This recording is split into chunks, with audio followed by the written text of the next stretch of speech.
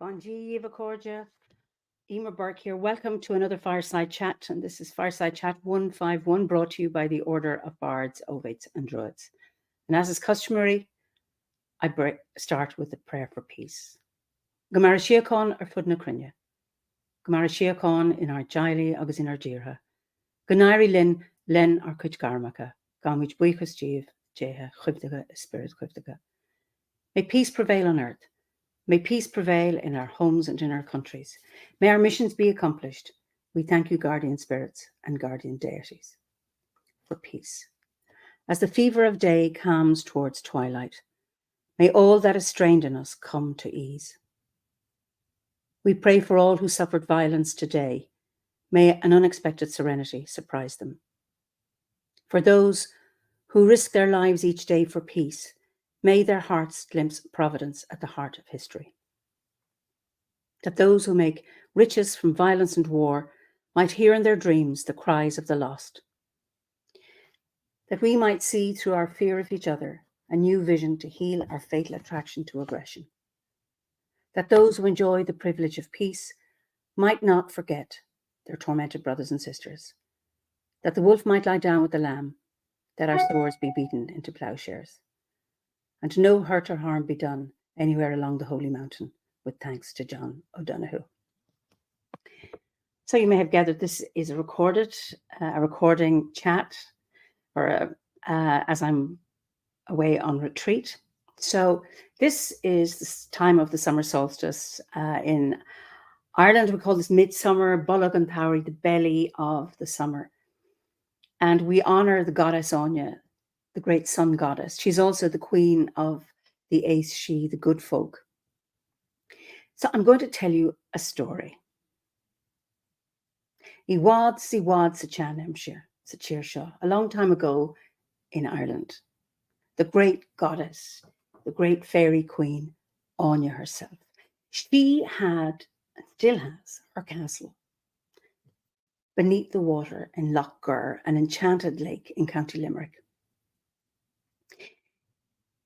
And she loves nothing more than on sunny days like this one to rise up from the lake and to sit on her favourite seat called Siacon Bananchi. Literally means the seat of the woman of the house, or maybe it could be Siacon on Banshee, the fairy woman.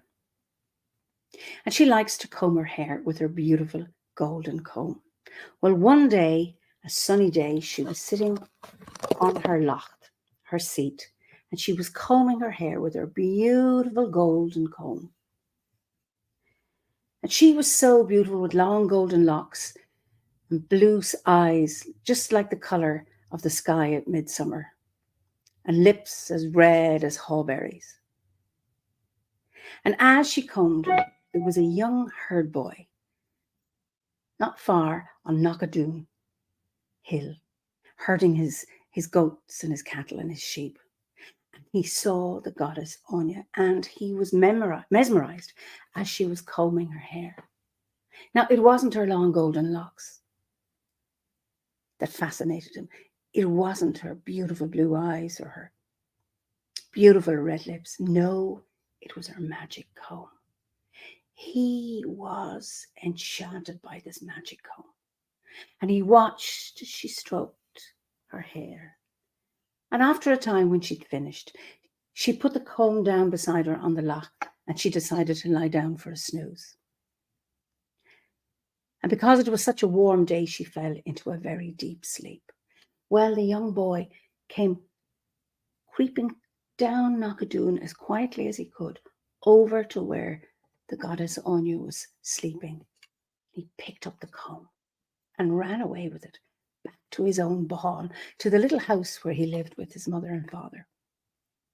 Saying nothing to his parents, he went up the stairs and from underneath the bed pulled out a box, and he placed the comb into the box, came down and had his evening meal with his parents. And all the time, as he's chit-chatting about this and that with his parents, all the time in his mind, he's thinking about what it is that lies in the box beneath his bed. And as soon as he can, he goes back up to his bedroom, takes the box out from underneath the bed, takes out the golden comb, and he is looking at it this way and that way, feeling its power and wanting it more and more and more. And so it was that day in and day out, he became more and more obsessed with this comb. When he was out with the cattle, with the sheep, out in the garden, he couldn't stop thinking about this comb and wondering how long it would take before he could be back upstairs in his room with this comb. Eventually, he stopped keeping it in the box at night. He would put it under his pillow, but it was the last thing he looked at as he rubbed his finger up, the last thing he'd look at before he went to bed, placing it under his pillow. And it was the first thing he looked at when he woke up. I don't know if that reminds you of something of these modern times. Anyway, he became more and more obsessed.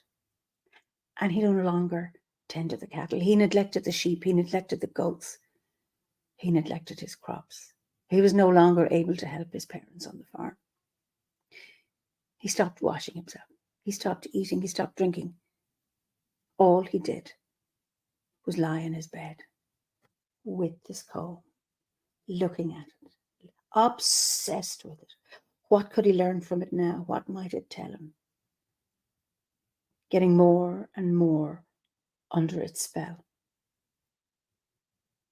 And he was getting weaker and weaker and weaker, and his parents were really, really worried and distressed. They couldn't find out what it was that ailed him. And it dawned on him one day that he was dying. He was getting weaker and weaker and weaker, and all because of his obsession with this comb. And he was worried that his soul wouldn't rest well on the other side, for he had stolen something that wasn't his, that he had no right to, albeit he was fascinated by it. Not only that, he had taken it from the queen of the Daoine She. So he called his parents to his bedside and told them that he was dying. And then he confessed to them what he had done. Ah, the horror in their hearts. Oh, son, what have you done? You stole something from Áine, the sun goddess, she, the queen of the She. How could you have done something so foolish? And he said, I know, I just couldn't help the power of this comb it had over me. And now I've paid too heavy a price. I'm paying the price of my life for it, and I am so sorry for the pain and torment and grief that I've brought on you. I have been no help to you these last months, and I certainly won't be any help to you when I'm gone to the other side. Please forgive me, but do one last thing for me. Return this comb to the Goddess Áine so that my soul may rest in the other world. Broken-hearted, devastated, the young man's parents took the comb and went off as quickly as they could to Lochgar. And it was a very calm day, and the surface of the lake was like glass. And they picked up the comb and they threw it into the lake. And then they went behind a sceach, a hawthorn tree, to hide to see what might happen. And they watched as these ripples began to appear in the lake. And as the Goddess Áine rose up, holding this golden comb in her hand, and she looked around. Who might have put this here? And then she saw the man and the woman hiding behind the sceach. And she looked at them intently and then nodded her head in thanks and acknowledgement for having returned her comb, that which was rightfully hers. And then she sank down beneath the surface of the lake, and all was calm once more. And the father and the mother, they ran back as quickly as they could to their Bahan, to their dying son, and they went upstairs to him, and they said, Son, we've done as you asked.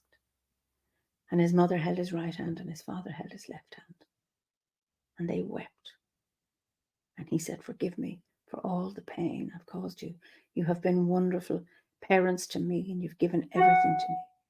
And they said in turn, But you are our only son, our darling boy.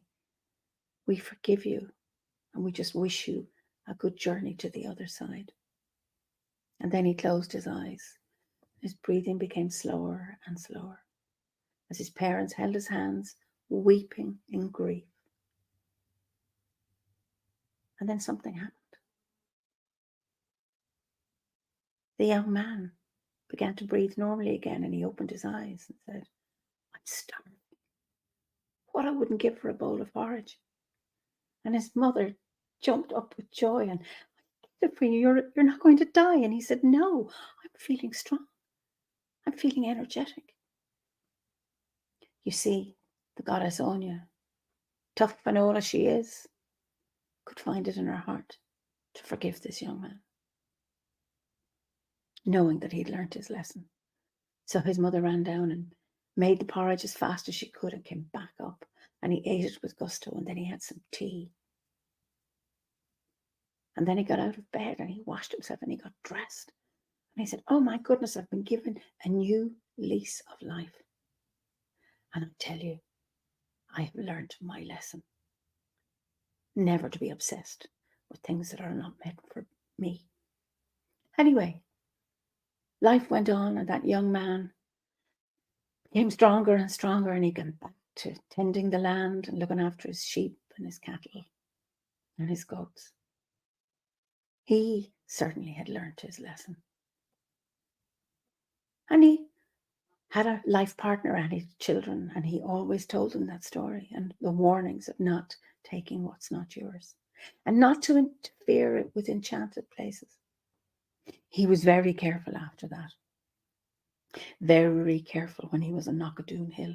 He'd never go there on a sunny day. And when he was walking by the lake, looking at its stillness, he'd always keep an eye out for a telltale ripple. And then he'd leave in case he was tempted by herself again. And that is the end of my story. Shine.